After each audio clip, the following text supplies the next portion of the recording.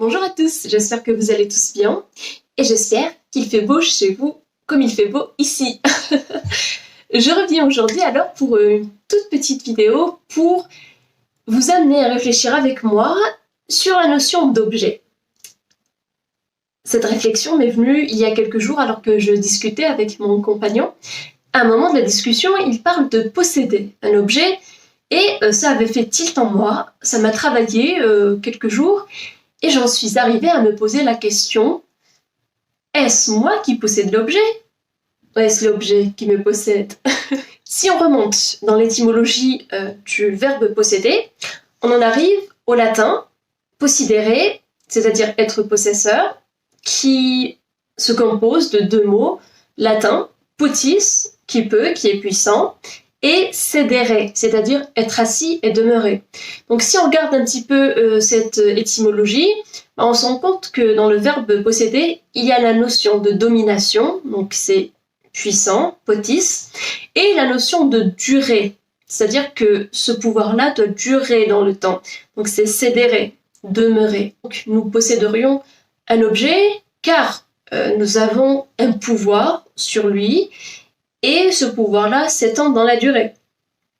Or, je me suis vite rendu compte que ça peut ne pas être le cas. Si par exemple j'ai un ordinateur de gaming, comme on dit, un ordinateur puissant sur lequel je peux jouer à plein de jeux vidéo, eh bien si je deviens dépendant de cet objet et que j'y passe des heures et des heures sans m'en rendre compte, ce n'est plus moi qui ai le pouvoir sur lui, mais bien l'objet qui a du pouvoir sur moi. Et cette relation de pouvoir peut s'instaurer alors même que je ne possède pas l'objet.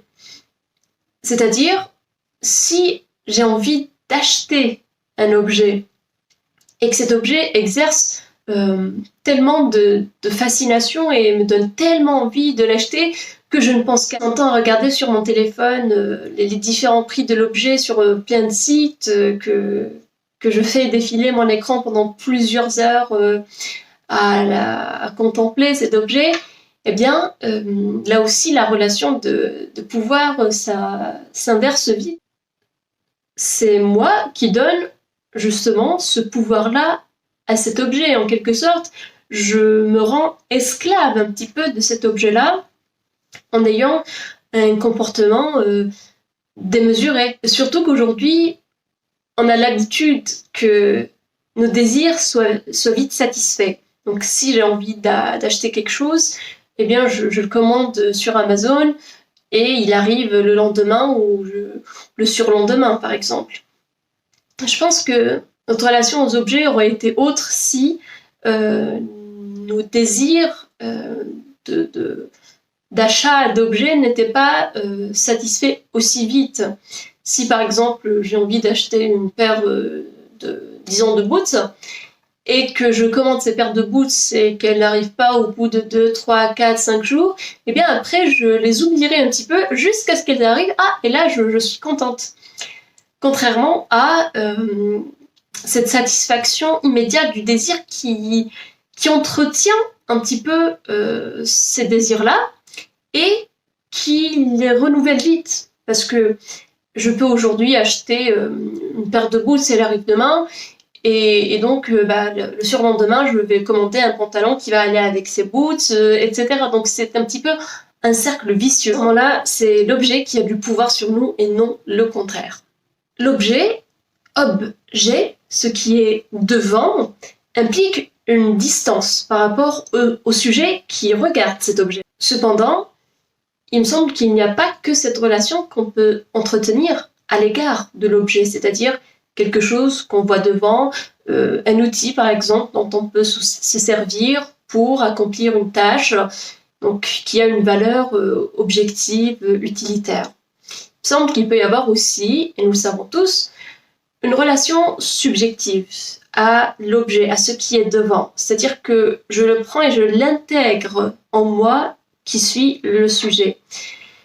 Je l'intègre et donc c'est comme si cet objet-là, en fait, est une prolongation de moi-même.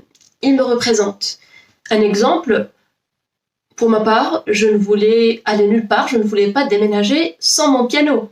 Parce que c'est mon piano, parce que il me prolonge, parce que il me représente, et m'enlever mon piano, ce serait enlever quelque chose de moi-même. Pour d'autres personnes, ça peut être un pull que leur a confectionné leur mamie. Leur enlever ce pull-là serait par exemple leur enlever leur mamie directement. Donc vous voyez, on procure, on donne à ces objets-là une valeur sentimentale. Cela revient aussi à leur donner du pouvoir sur nous.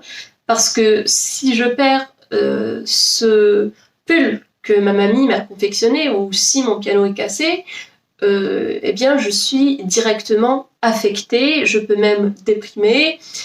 Bref, ça a un impact sur nous. Bref, la relation à l'objet n'est pas aussi simple.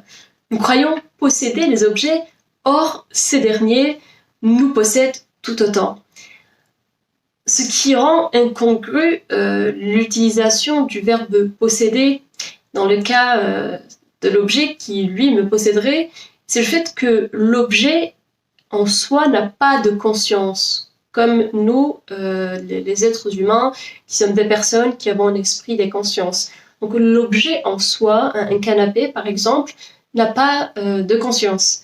Par contre, ce canapé-là, ce pull, cette montre, est une représentation et un terrain auquel nous procurons du pouvoir par le biais de la représentation et des sentiments. Je pense que pour entretenir une relation saine avec les objets qui nous entourent ou avec les objets dont nous voulons nous entourer, il faut se poser cette question-là. Est-ce moi qui possède l'objet ou est-ce l'objet qui me possède ou est-ce une relation justement mutuelle que je saurais gérer? C'est-à-dire ici ne pas laisser l'objet prendre le pas sur nous-mêmes. Si par exemple je prends tous mes livres là qui sont derrière moi, je dirais que je possède mes livres autant qu'ils me possèdent, parce que ces livres-là m'ont fait, ils ont fait ce que je suis aujourd'hui, ils ont en quelque sorte été témoins de ma vie, de mon parcours, et ils sont toujours là, c'est-à-dire qu'ils me façonnent encore et ils contribuent à être ce que je suis. Donc, certes, je suis maître de ces livres dans le sens où je les manipule, je les achète, voilà, j'en fais ce que je veux matériellement, mais spirituellement, je dirais que ce sont eux qui me possèdent, ce sont eux qui ont de l'influence sur moi, parce qu'ils me poussent à dialoguer avec eux, ils me poussent à développer mon esprit critique et ils me poussent à réfléchir. Donc, relation mutuelle.